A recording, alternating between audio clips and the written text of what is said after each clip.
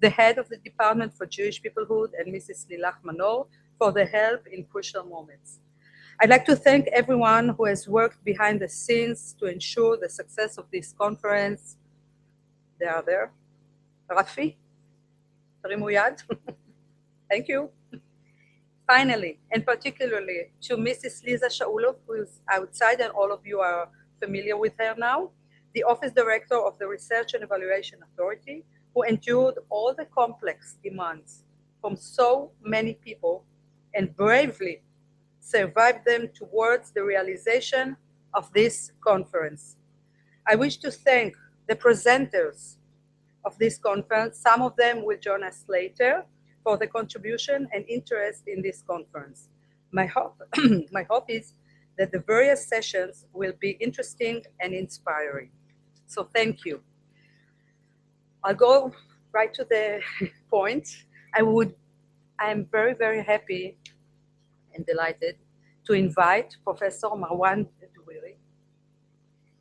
Professor Doueiri is a full professor of psychology in Oranim Academic College. He is a licensed expert and supervisor in 3 areas: educational, medical, and developmental psychology. In addition, he is licensed clinical psychologist. He serves as a professor in several university graduate programs at Nova Southern University in Florida, Haifa University, Israel, and the Technion, Israel. He's done many cross-cultural researches on identity, individualization, parenting, and mental health in Western and Eastern countries. In 2008, he was nominated, this is very important, among the most 10 productive researchers worldwide in multicultural psychology. So please, Marwan.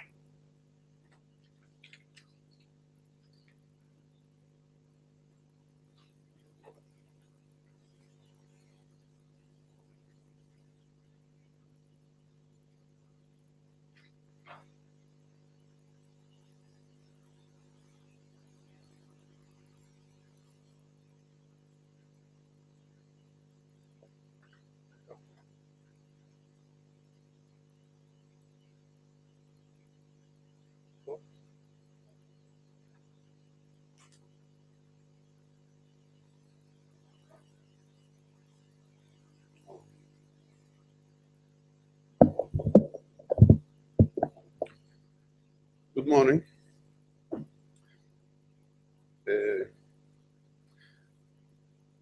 I want to share with you some ideas from my forthcoming book, hopefully in June, titled From Psychoanalysis to Culture Analysis. I talk about employing neglected backyard of our culture to facilitate change.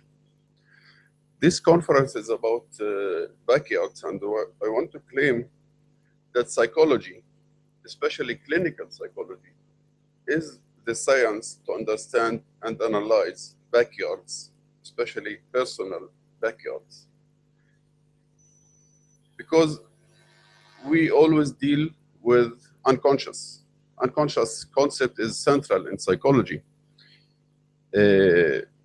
Many of our selves, drives, wishes, experiences are denied and kept in our unconscious or our psychological backyard. And some others remain conscious and located in our display cabinet.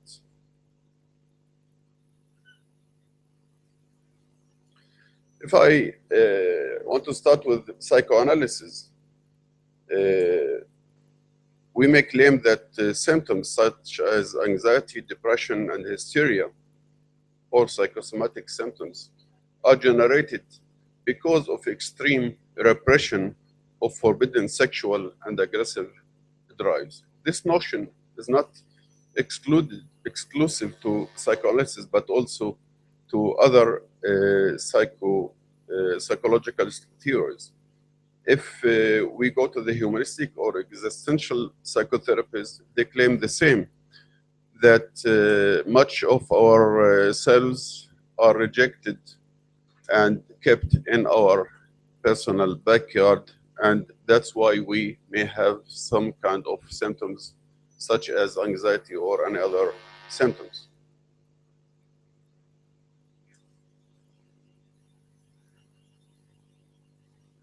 Please have seats.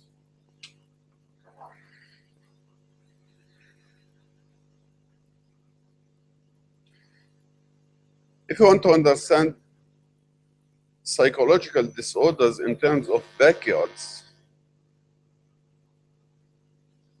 we may claim that psychological disorders is a disorder in the arrangement between our psychological backyard and our display cabinet, where some forbidden or rejected contents located in our backyard or unconscious.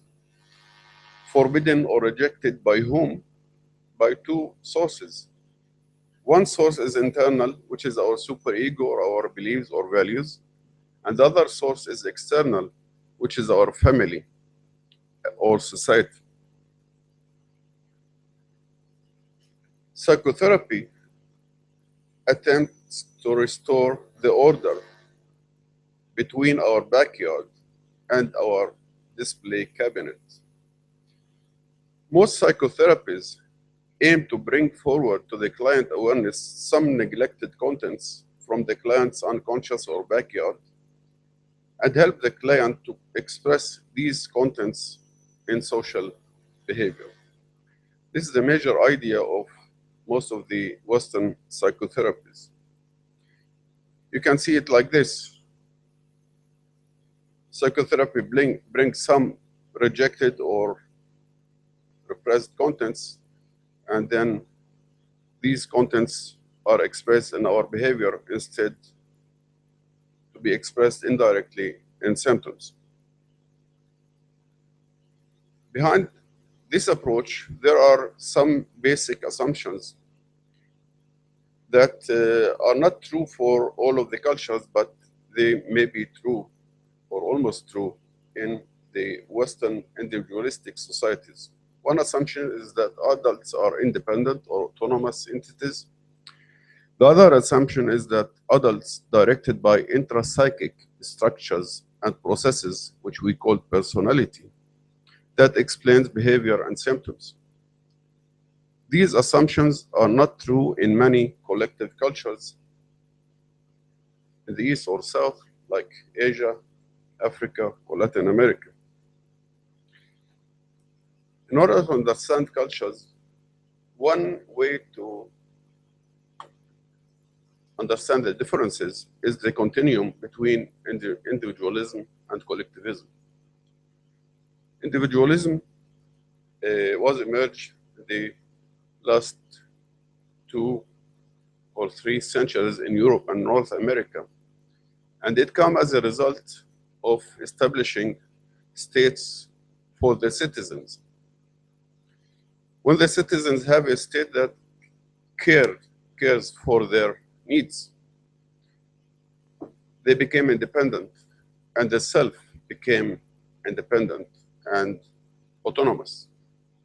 In most of the countries in Asia, Africa, and South America, still there are no states for the citizens.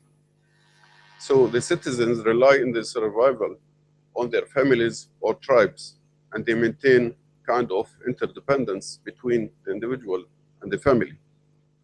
This is a continuum, it is not a dichotomic division. So in each society you can find the people are closer to the collective side or to the individualistic side. In generally speaking, people in collective cultures, the self is collective and not autonomous or personal. The differentiation between I am or we, or me or we, is not clear. When a person talks about himself or herself, almost they are talking about the collective.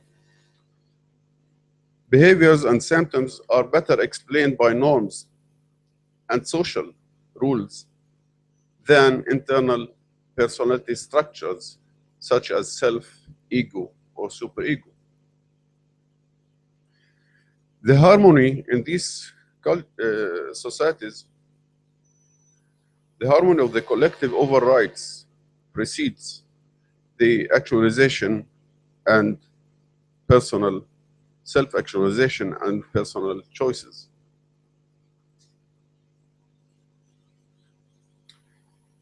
These differences may be reflected in arts also. Look at the dancers in the collective societies. All the dancers follow the same rules and movements.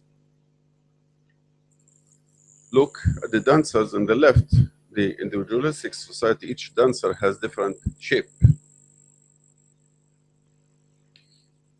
One of the common arts in the Islamic and Arabic society called arabesques. It is based on keeping boundaries. Compare it to the other arts where the artist breaks boundaries.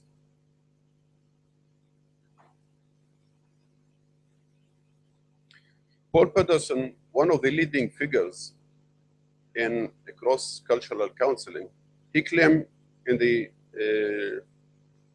90s, the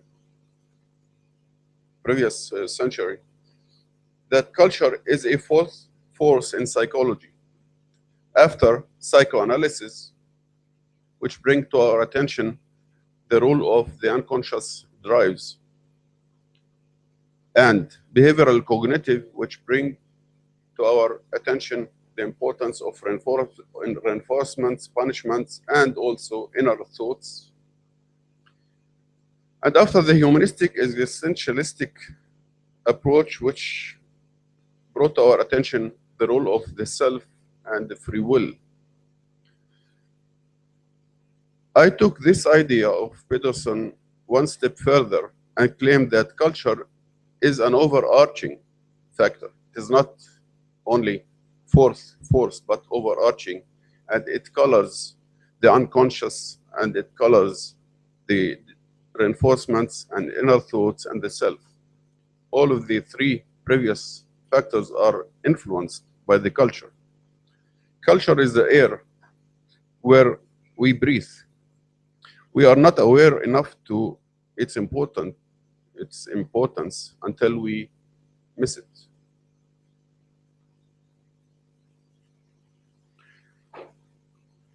Culture is the way of living in a social, economical, and ecological context. It includes behaviors, norms, customs that direct us to do and not to do things.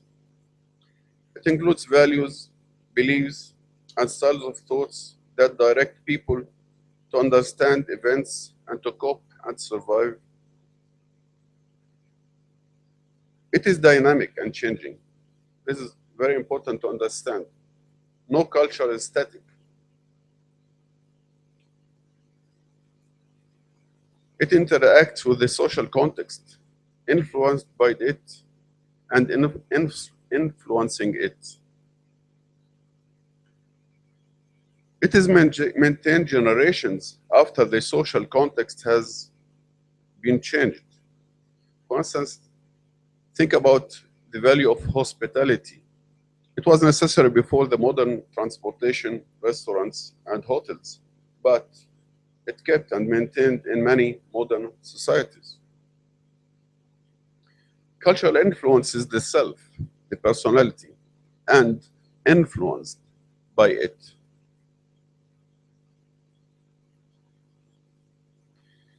I want to highlight 4 common mistakes of people when they are talking about cultures. The first, judging a person according to her or his color. This way, we deny individual differences and adopting stereotypic perspective. The second one is color blindness, denying the cultural diversity and could consider everybody to be the same, which is not true. The third one is to consider individualism as a precondition for progress. It's not true. People and societies can go ahead in their progress and keeping the collectiveness. This is the case of Japan, Malaysia, and China, and many other places where they kept their collectivism or collective style of life. The fourth one, there is no good or bad culture, rather a functional or dysfunctional culture. Functional or dysfunctional in certain circumstances. For instance, Bedouins' style of life fits their ecology. Tribal system, move in the desert without GPS, follows the traces of invaders without cameras, forecasting the weather for natural signs, treating illnesses by herbs, etc. Westerners know to drive in cities and fly in airplanes and use electric tools, but cannot survive in desert without their electronic tools.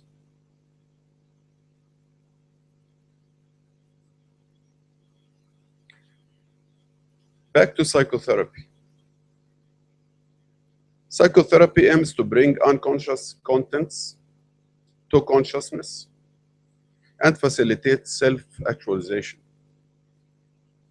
Achieving such goals may be counterproductive for clients from collective societies.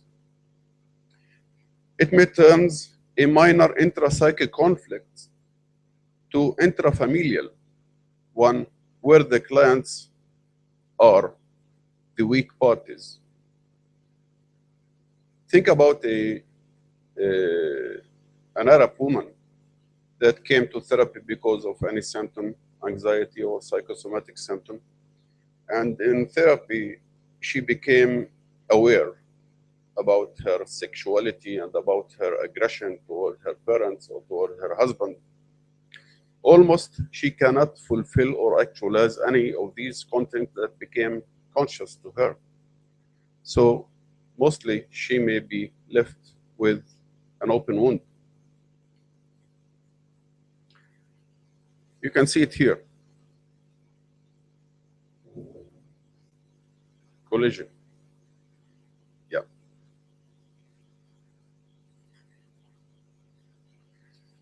Cultural analysis is a term that I coined, and it is one way to deal with people from collective cultures without this collision or without bringing unconscious contents which are typically forbidden to the consciousness and then open a fight with the family. The basic assumptions behind culture analysis is that culture maintains many inconsistencies and contradictions within it, because it is an accumulation of collective experience in a changing social context. Some parts of our culture are displayed in our front yard, such as clothes or language, but many others remain in our backyard as a mine of values where we employ it according to the context. Look at this belief system. You can see some yes and no's according to the topic. Topic 5, for instance, the same cultural reference may direct people for yes and no. And topic number 10, the same yes and no. Topic 16, yes and no. Every belief system or culture has its inconsistencies and contradictions. These contradictions and conflicts are important for change. Without these contradictions, no change will take place. Take, for instance, modern societies have debate between two contradicting values: equality, which adopted typically by the socialists, and freedom, which adopted more by the capitalists. And the two values are in conflict and make the change in the same society. If we move to the Israeli society, I think within the Israeli society also we have two contradicting values that adopted by many people. Calling for Jewish state, which discriminate the Arab citizens, and democracy, which call for equality. And these two values are in conflict and explain many of the happenings or events in this country. If we go and try to understand the cultures through the proverbs, in any language you can find hundreds of contradicting proverbs. In Hebrew, haketa barzel בעודו חם, ומשל אחר, החיפזון מהשטן. אז יש לך את זה ויש לך את זה. In English and in Arabic, اضرب حديدا حاميا لا نفع منه إن برد في العجلة الندامة وفي التأني السلامة. Hundreds of contradicting proverbs in any language. In English, if at first you don't succeed, try again. And don't beat your head again against a stone wall. It's better to be safe than sorry, and nothing ventured, nothing gained.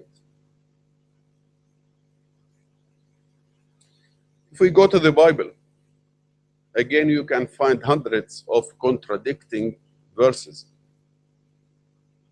Attitude to anger, you can find many verses saying that anger is good, and many other verses saying that anger is a sin.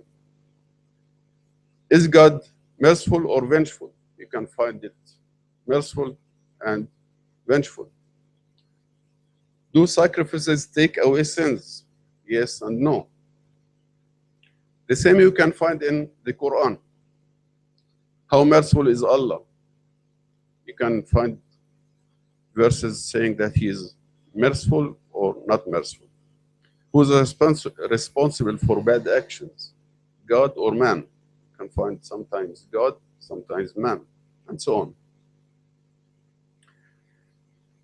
So how people manage with these contradictions? Everybody select for himself and to create his own personal culture and keep many values in his unconscious backyard. So here we have two persons, person A and person B. Each of them is affiliated to the same culture, maybe Islamic or Jewish or whatever, or communist or feminist. And every one of them select his own feminism or her own feminism or his own socialism, and they are debating. And both of them are relying on the same cultural reference. So the personal culture is a personal creation out of the material of the directives of the culture. And our personal selection is contextual. The same person, person A, in context one, choose certain selections, and in context two, select another selection. As an example, an Arab man adopt liberal values in the political context and authoritarian values in the family context. And he does not experience any contradiction. Religious man, Jewish man, may fast in Yom Kippur but eats bread in Pesach. A Jewish citizen, in certain contexts, he may fight for Jewish state, and another context he may fight for democratic state. And again, he does not experience any contradiction. Look at the debate between two persons that are related to the same culture. Everyone have his own selection, and everyone may change his selection according to the context. It is a debate between two deaf people.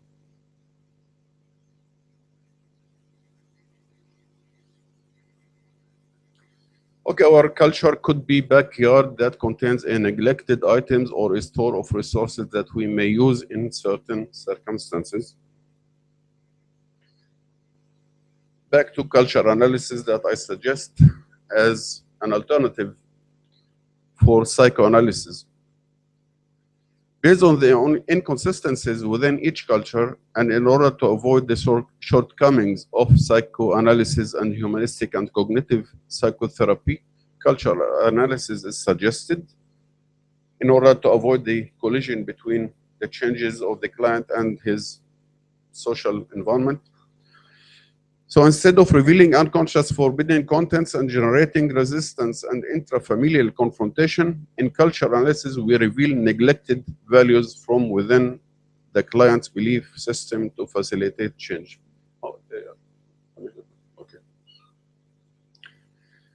So if a client adopts this selection of values in cultural analysis, we help him to be exposed to some alternative values from his own belief system.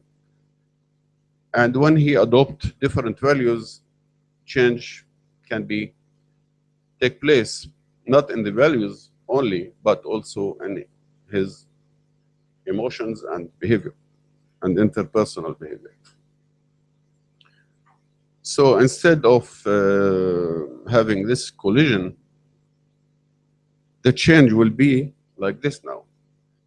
We are changing or altering the values from oppressing norms or values to enabling norms and values from his or her own belief system. And then maybe part of the repressed drives may come up, but it will not be a collision. I will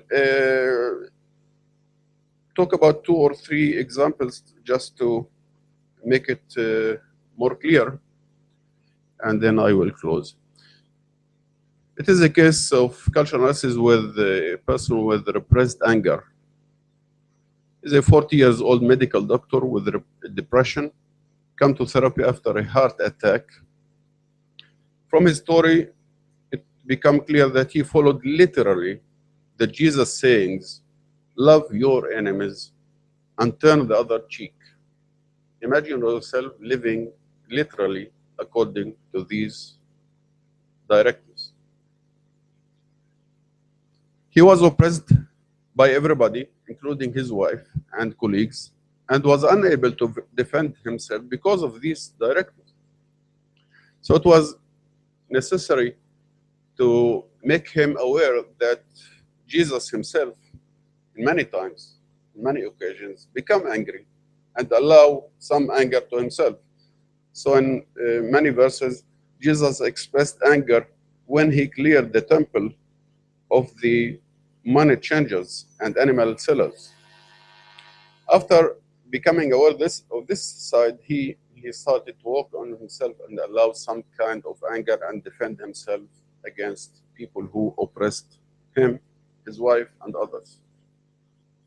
That's fine. He can fight with his wife. It's okay. So this is the change that happened from love your enemies to possible to express anger, and then some of the self come to be expressed. There's another case. He's Muslim. He's a 45 years religious teacher, suffers from depression. He grew up as a refugee in a foreign village and suffered a lot of rejection as a refugee. In order to be accepted in the village, he became active in a philanthropic activities, but continued to be rejected and exploited. In psychodynamic terms, his philanthropy was a sort of identification with the oppressor.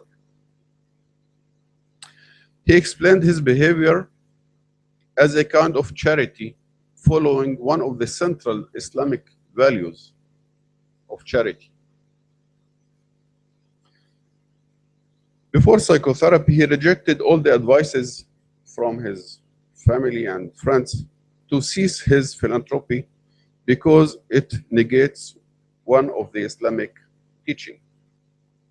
Within such a rigid belief system, it was not possible to make him aware of his needs and anger and be able to express it. So in therapy, both of us, he's a teacher in computer, so both of us went to the internet and engaged in searching about the meaning of charity in Islam. And we found many revisions about charity. We found that the Prophet Muhammad has said that one who provides charity to who does not deserve it will make God angry. We found many folk stories that direct people to avoid giving charity to bad people. So this revision in his belief system from his own Islamic belief system make him able to revise his way of sacrificing himself as a defense against rejection. And he started to adapt differently in his society. So again, here we are altering the beliefs, and then some of his real self or needs become expressed without any collision. The last one, a Muslim client who suffered from depression, which is typically negative thoughts towards self, others, life, and future. Engage in oppressive praying to satisfy God, hoping that God will fulfill all his expectations. He has this negative attitude or perspective, and he thinks that God must help him. Cognitive therapy with this case that intended to make him see the full half cup has failed because it is not his own belief system. Rationalism is not his belief system. His belief system is more religious. In one of the sessions, I told him something like this: the basic of any religion is to thank God and acknowledge His grace. Do you acknowledge the grace of God? Do you feel grateful? Do you say, thanks God, Baruch Hashem, Alhamdulillah? Or you deny the grace and feel that God is not good enough? This idea contradicts his perspective about religion, because he thought that religion is praying. But once he became aware that being religious is to thank God, so he moved from the way of thinking of criticizing life and God to accepting. This is a serious change for a depressive client who think negative thoughts. Once he acknowledged the grace of God, he became aware of the full half of his life. So this is a debate within his own belief Islamic system. Again, we are altering his values. As a conclusion for this lecture, much of our experiences are managed by our unconscious. That includes drives, experiences, and neglected values, which is our backyard. To facilitate change, we need to rearrange our backyard and generate a new order between our backyard and our front cabinet. Cultural analysis is one way to make this new order in psychotherapy. Thank you. If you are interested in any additional material, you can go to this. Sorry.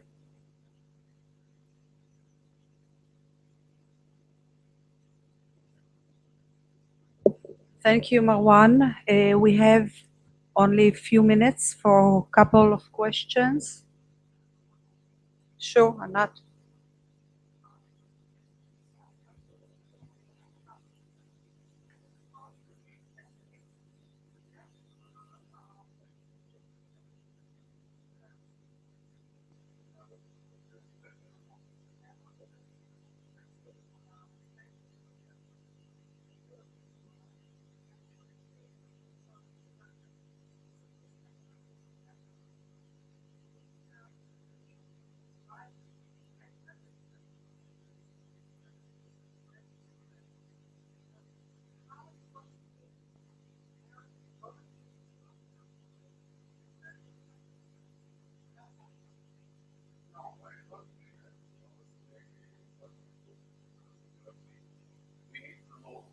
All of the cultures in the world. What we need is to be culturally sensitive, culturally open, and we can, with the client, learn about his own or her own culture by asking how it is in your family, how your family think about that, how it is used to be in your society. And sometimes in the era of internet, we can look for anything that, like, I'm not expert in Islamic or even Christian values or religion. I have general ideas, but I can look for what I want to work with that client in order to find alternative values.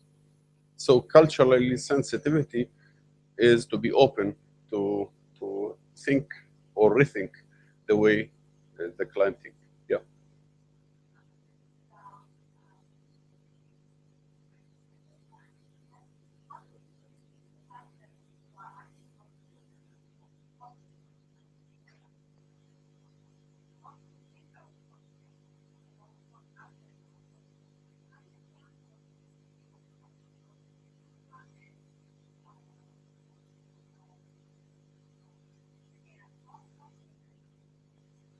Look, I'm not considering culture as parties that I want to vote or to be against.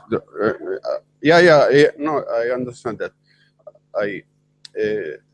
For me, multiculturalism is enriching my therapeutic work, because in this multi references for one person, for instance, if I'm talking about an Arab citizen here, is exposed to the Israeli culture and to the Western culture and the Islamic culture. And as a person who is related to many cultures, it gives me more flexibility to make the change, to work within these contradictions. And I employ these contradictions in order to facilitate change that fits for him. So this is the way that it should be considered.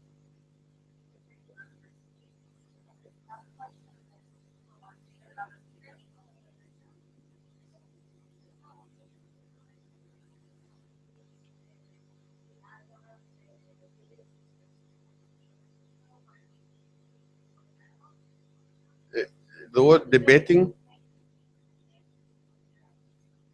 Okay, I can see dialogue. I can use dialogue. Yeah. Okay. Thank you, Marwan. Okay. Welcome.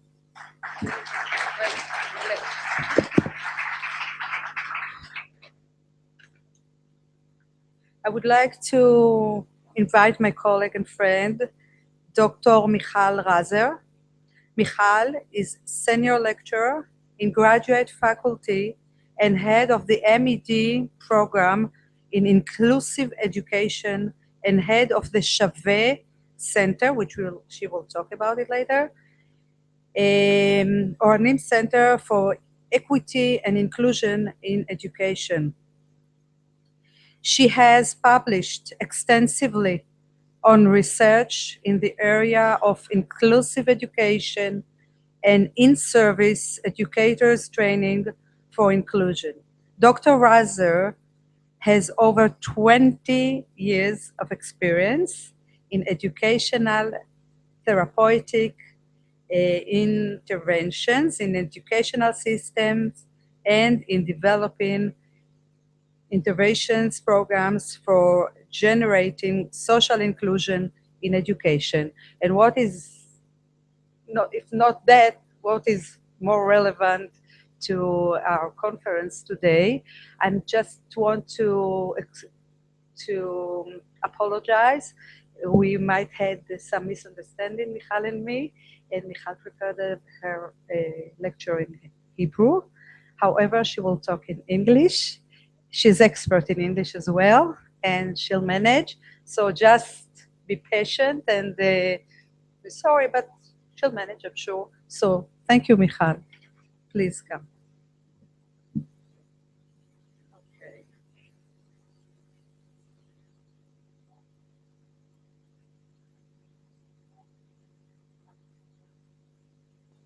Okay. So I wasn't prepared to speak in English, but I'll do my best. I want to start with this data, which I hope the Israelis are here familiar with it. This is a מיצב.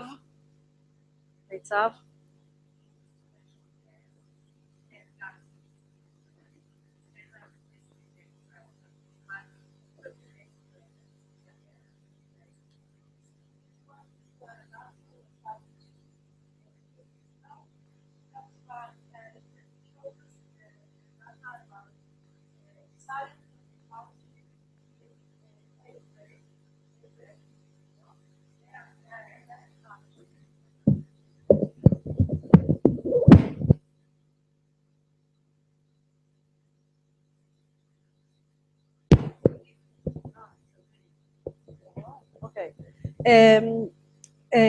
Hebrew speaking and Arabic speaking. And what we can see is that the purple line is low socioeconomic status. The gray one is medium socioeconomic status, and the green one is high socioeconomic status. So now we can see along many years, for about 7 years now, that the gap between low and high socioeconomic status, it remains the same. And if we see the same graph in mathematics, in Hebrew, in English, 8th grade, 5th grade, and so ever. So we can see that along the years, the gap remains the same in the good case, and in the bad case, it's a lot. So this was the I can say the last trigger for us to build our Shaveh Center. We thought that we cannot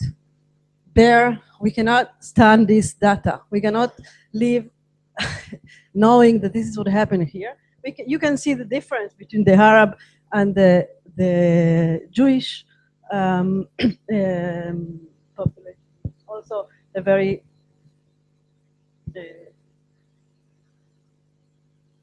significant, yeah, significant.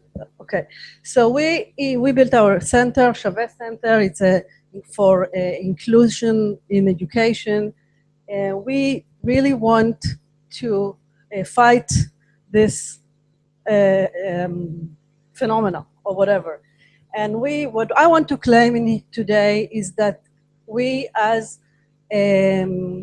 educational college have some of the responsibility, not all of it, but some of it.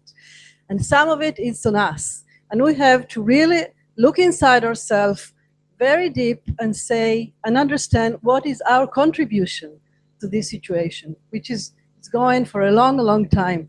And we cannot pretend that the system will change itself without us looking and seeing our part.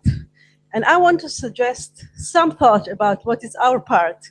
And this is what we in Shaveh Center want to develop. So I want to suggest some thoughts about what could be our part in that.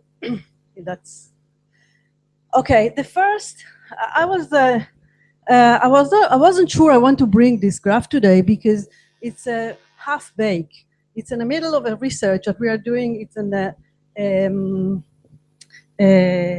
secondary analysis of the PISA research. I'm doing it with Professor David Mittelberg. and we got all the data of PISA 2012, and we're trying to look for other analysis in that data. And what we found, which was very, very surprising for us, we don't have yet any explanation, or not any, but we don't have a good explanation yet. But what we found is this graph shows the relations, the correlation between student-teacher relations and the literacy in mathematics. You can see here, this is the low socioeconomic. This is a good teacher, bad student relation, teacher-student relation, and this is good student-teacher relation. That is the student self-report. So you can see that in good relations or in bad relations, the achievement or the literacy in mathematics do not change. So also in low socioeconomic and in high socioeconomic level, which is very, very surprising. It's against all literature. And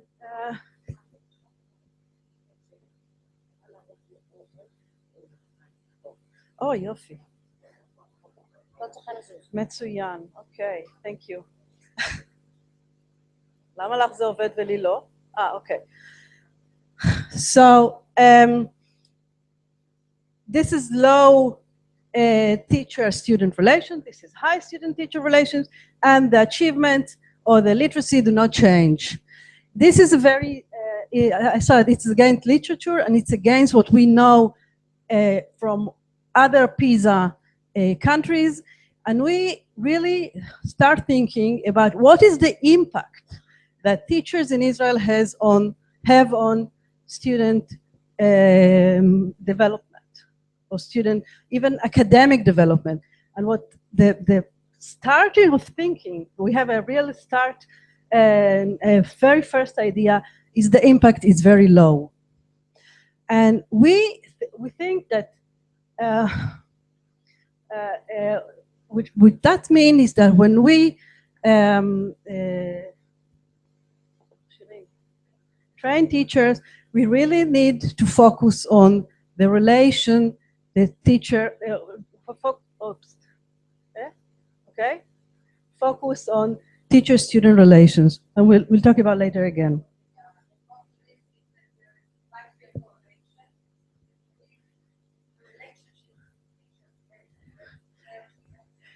The correlation between teacher-student relations and literacy exists all over the world, but here it does not exist. What does it mean that we don't have that correlation? What does it mean that teachers in Israel do not affect the literacy? This is what we really think. What's happening? How come teachers do not affect their development? It means something about what happens in school, what happens, the relations between teachers and students, and what happens when they're in that learning environment. Another, I'm sorry for that, I'll try to translate it. Another research we've done is we research many teachers and asking how they deal with different situations, and try to understand and try to learn what are inclusive behaviors and what are exclusive behaviors in school. It was a pilot research, but we found a very not surprising finding that home teachers are much more inclusive than subject teachers. Okay, they're much more inclusive than subject teachers, and what we found is that home teachers are inclusive only in the classes where there are their home teachers, homeroom teachers. They are not inclusive in other classes. They are not inclusive when other teachers are the homeroom teacher of the class. Okay, but another thing that is important to see is that in Israel, only 17% of the teachers are homeroom teachers. So students meet 83% of the teachers who are not inclusive. I'm not going to show you all the, what does it mean inclusive and already defined, but just the idea that 83 of the teachers do not practice almost any inclusive strategy. Another thing that's important to understand is that a student in the Israeli system, the high school and חטיבת ביניים, junior high, middle school, they meet their homeroom teacher between 8 and 10% of the time. So most of the students meet a teacher most of the time who is not inclusive, who is not practicing any strategy or any method of inclusion. And that may explain also that graph, that really this is self-report of students really do not feel any relation with most of the teachers. And this was about math teachers. Most of them are not homeroom teachers. So what I want to claim, the first idea is that teachers in Israel do not have a concept of themselves as a professional who really want to make a difference in the life of their student. They don't see themselves as change angels, as significant figures. And I think this is totally, maybe not totally, but a very, very important task of us. We need to talk about it. We need to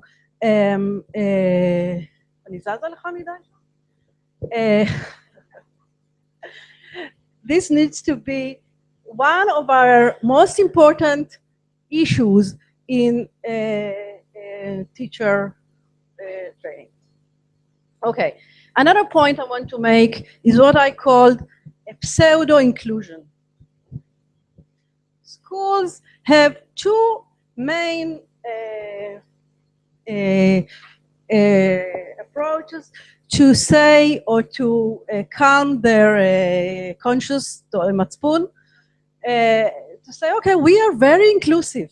What are you talking about? We are very inclusive. We do everything we can for helping our students. One approach is what we call everyone will receive what it needs.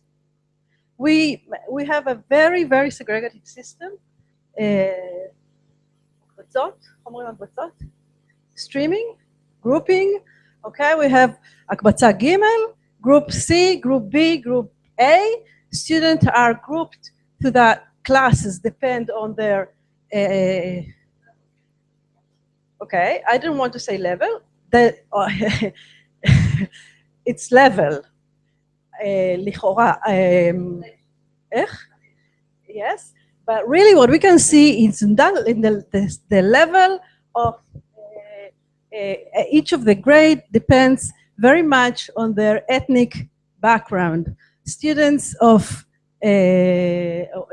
Ethiopians and Mizrahim are much more present נוכחים in the C grade, the C class, and not in the A class. Another thing is important for this approach is that it's a new report that was presented last time, 3 weeks ago, some weeks ago, that says that students, אני אגיד את זה בעברית ותתרגמי, מחקר של רמה, שמצא שילדים שנבדקו בכיתה ח', במיצב של כיתה ח', לאורך זמן עכשיו בדקו אותם בבגרות, והרמה שלהם לא התפתחה. הם נשארו אחרי י"ב באותה רמה של כיתה ח'.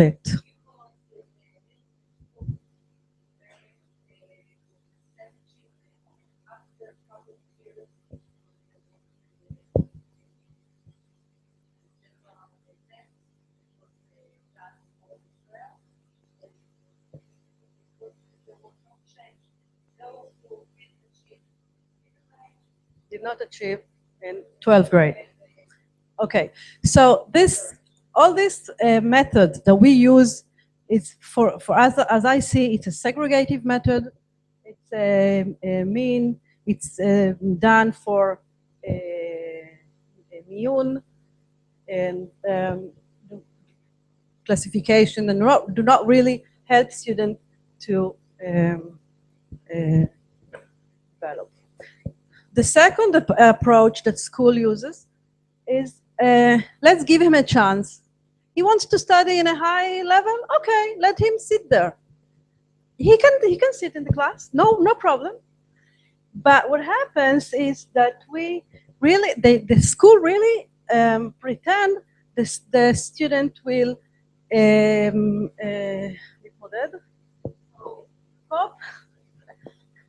cope himself with a challenge, with his failures, with the shame, with all the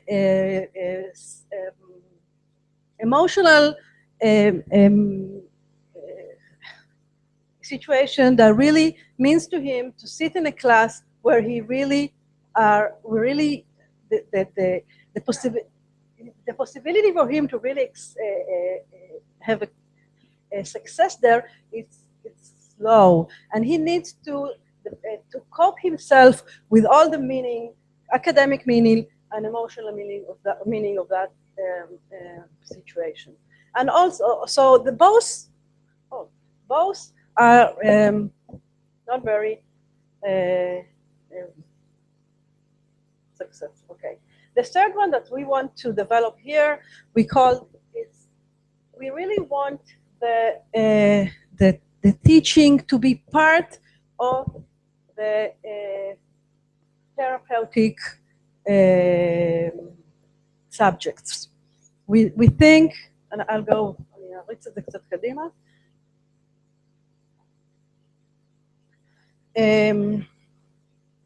We think that teaching has to focus on two main issues that it's not focusing now.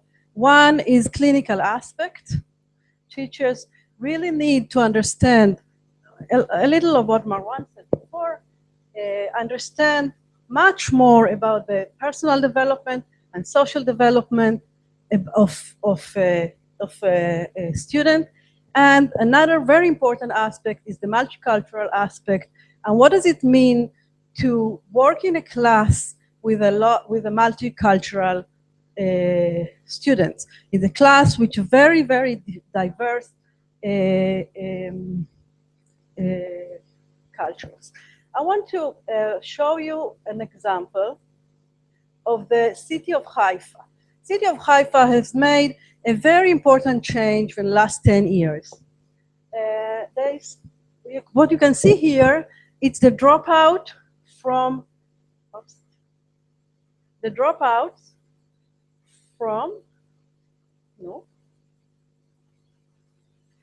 from school, but this is from 2004, and this is this year, from 30% to 1.6% of dropout. The drop in Haifa, the dropout was forced. The school kicked out students after 9th grade, between 9th and 10th grade. 10 years ago, 30% of the students were moved from the Carmel. Haifa has good schools on the top of the mountains, and the bad schools were in the bottom of the mountains. So after 9th grade, 30% of the students were moved from up to the bottom of the mountain. So 10 years ago, the municipality of the head of education in Haifa decided to change the מדיניות, okay, the policy, and they decided that no more dropout. They did not accept for the schools on the top of the mountain to drop out the students to the bottom. But they did something else very important. They closed the schools in the bottom. So there's nowhere to send the students. To the sea, right. So the students, the schools on top of the mountains, which are very good schools 10 years ago, I think they're better schools now, but they have to maintain the students for their high school. And what we see is something very interesting. There was a big issue in the city, with a lot of התנגדויות. Okay. But after 10 years, we can see this is the change in the achievements. This is 98, not 90, no 98, 2008, and this is this year.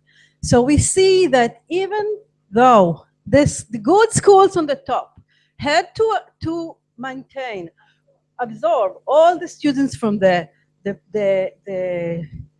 low socioeconomic neighborhood, the academic achievement of the city raised.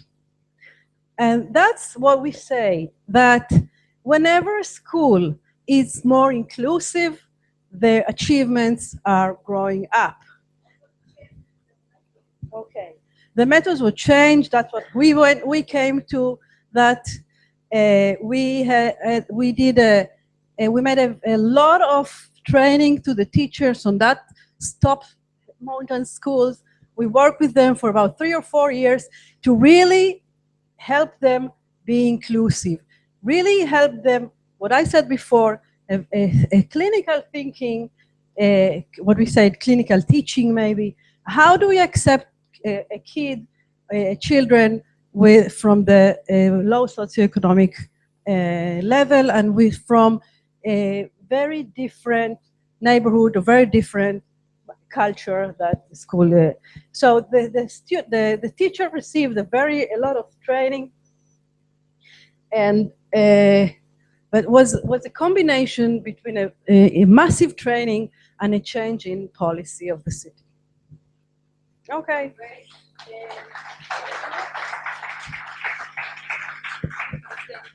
I want to last say that I think that we as a college for education, we have responsibility, we have a say, and we have the power to do the change.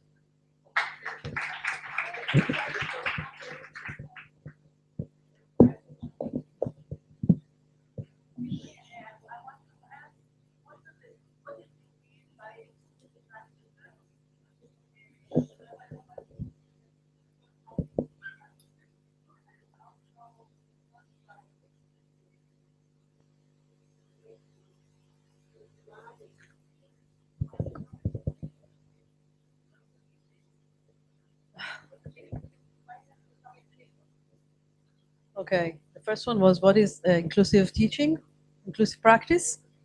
Inclusive practice is this, the question that we presented some events, and we asked them, how would you behave in that situation? And what we saw, what we called inclusive is teacher who is really wants to keep the kids to help the student to stay in class even though it's very difficult for him, help him with difficult in התנהגות and academic. Most of the teachers, when there's some behavior problem, they just say the kid go out, and they do not really deal with that problem. We think it's clinical because it's the relation between, it's clinical thinking. It's thinking about that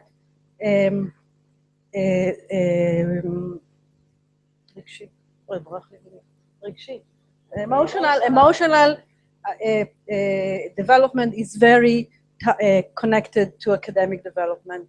And when you see a student which is very soer, very upset, you really need to know how to talk with him, how to deal with him. Yeah, you send him to the school council, or you send him home, which is it. So we'll take 3 questions.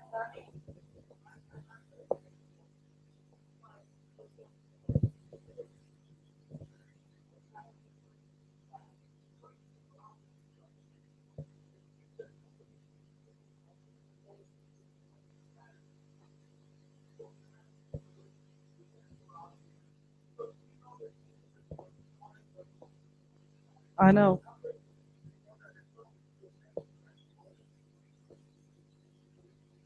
But why obviously? Okay.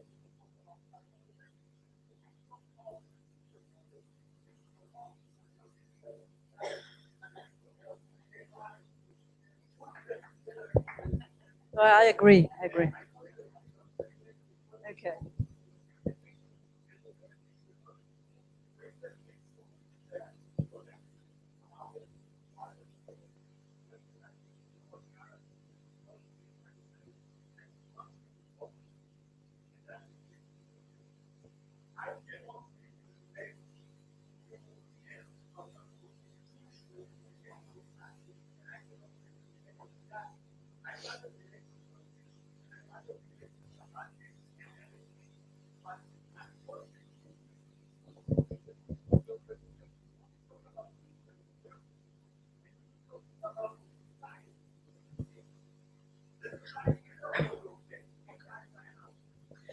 First, I agree with you. Second, I think that our role is work with teachers. What happens today is that we are consistent with the system. When we train teacher, we are consistent with the system. We do not bring anything new to the system. So I think when we train teacher, we need to bring something different. We need to. Well, we cannot. You're right. Anyway.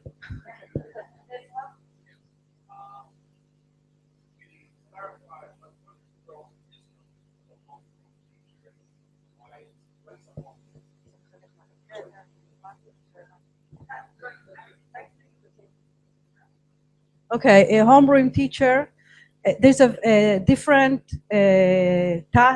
different in the position, the different salary from homeroom teacher and subject teacher. The homeroom teacher is responsible for the class. The subject teacher comes to teach. All over. Yeah.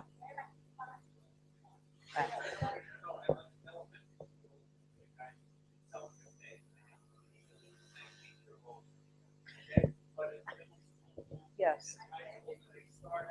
Yeah. Yes. Yes. But in Israel, the difference between homeroom teacher and subject teacher is much more pronounced than any other country. The homeroom teacher is really responsible, and the other one are really not.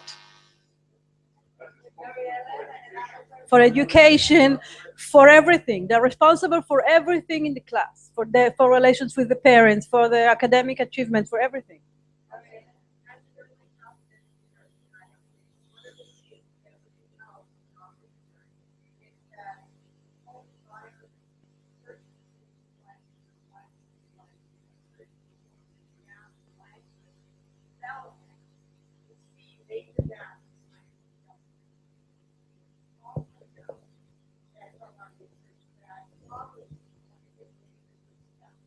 Right.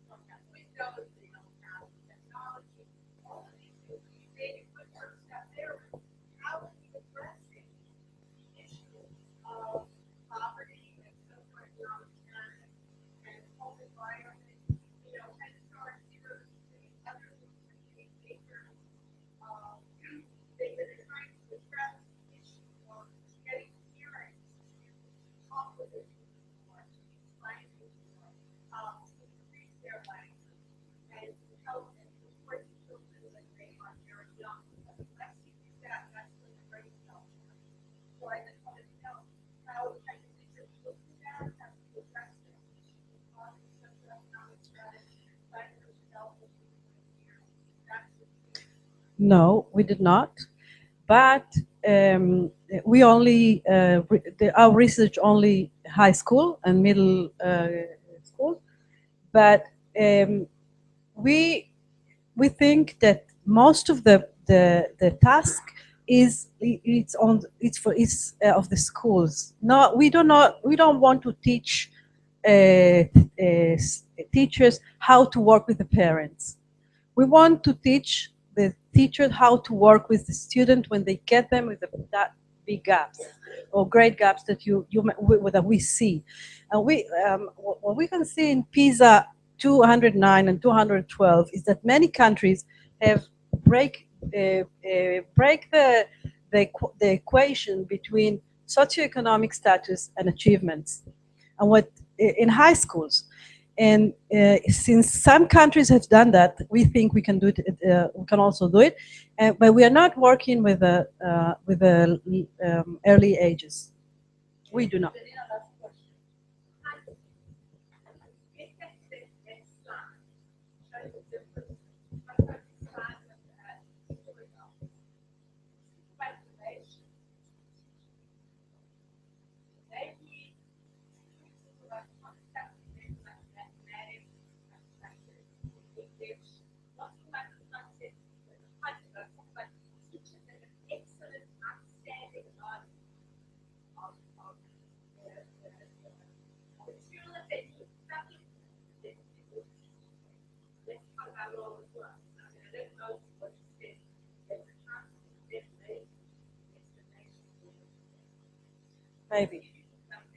Maybe it's content. We think we thought maybe it's the size of the classes. Maybe.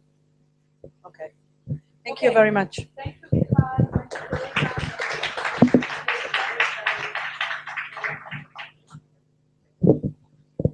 I would like to invite Professor Yara Baron, the president of Oranim College of Education.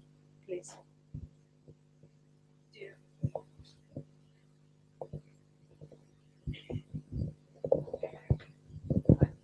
We are short in time, we are late, you need a break, I'll be very quick.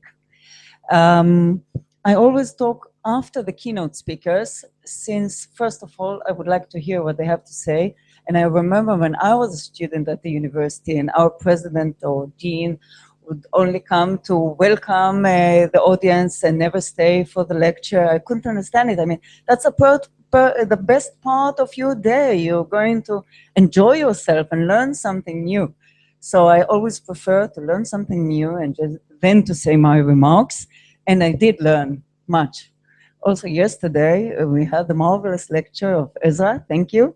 And today our keynote speakers really gave me the basic notions of what are we talking when we speak about inclusive education. And we are committed, and we do have the responsibility, and we are going in the Oranim College to deal mainly in the next few years with inclusive education and with a change in our training for students that are going to be teachers in schools. And I do see the combination of those two lectures, understanding that when we are talking about inclusive education, we speak about relations or interaction between culture, psychology, society and social status and economy. So basically, we cannot differentiate between those aspects. And Marwan said it beautifully. Basically, we miss civilization or we desire culture when we miss it or when we lack it. Exactly as Plato already said in his symposium. What is philosophia? Basically, we desire knowledge or we desire culture, but when we understand, we lack it. So we don't have to wait until we'll be, we are already there. We just heard on the news that in the middle of Paris, we had a terrorist attack. If we want to care for our front yards, we need to deal with our backyards. Whenever we hear something about the center of Tel Aviv or the center of Jerusalem or the Haifa mountain, we need to understand that what happened there started in our backyards. So we all know that we have the responsibility as educators to deal with our backyards. And I think we start with a combination of culture and psychology, and the correlation between the socioeconomic status of students and their achievements in schools. So I want to thank you all. I want to thank our colleagues from Rhode Island for bringing their winter to us. Thank you very much. We enjoyed it enormously. It is cold, but it is a change. We didn't get, but our colleagues who live here in the mountains, after 600 meters high up there, they couldn't come to the conference today, so they do apologize. I want to thank our colleagues and dear friends from Bet-Bell. It's a pleasure to have a conference, second conference in this month between the two colleges. I do believe that if we want to have achievements and if we do have a responsibility, we need to cooperate. And I do want to thank enormously Lilach, Professor Lilach Levari, our chair of the Authority of Research Unit and Authority, for organizing this wonderful conference. It's very important, and you did a lot of hard work and a great achievement. And I want to thank the keynote speakers and all the participants of this conference. Thank you for coming. I know it's cold, but the sun is rising now, shining now, sorry. So have a wonderful day and take a break. Thank you. And thank you, Orly, my friend.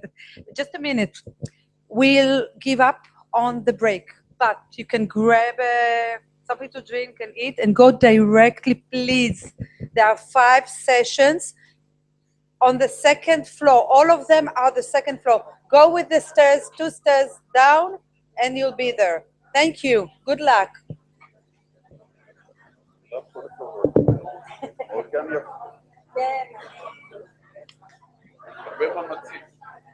אבל תראה, למשל, אני מנסה לחשוב על כל הפרטים שבעולם, בכלל לא ידעתי כבר למה? איך? אז איך כתבנו את זה? מה זה